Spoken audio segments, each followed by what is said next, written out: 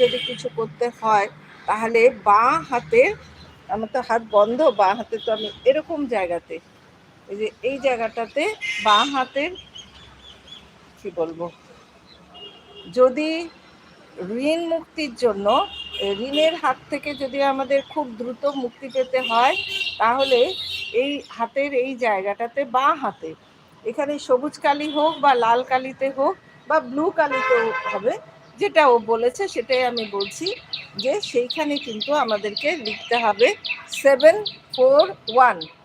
741 এটা লিখতে হবে। আর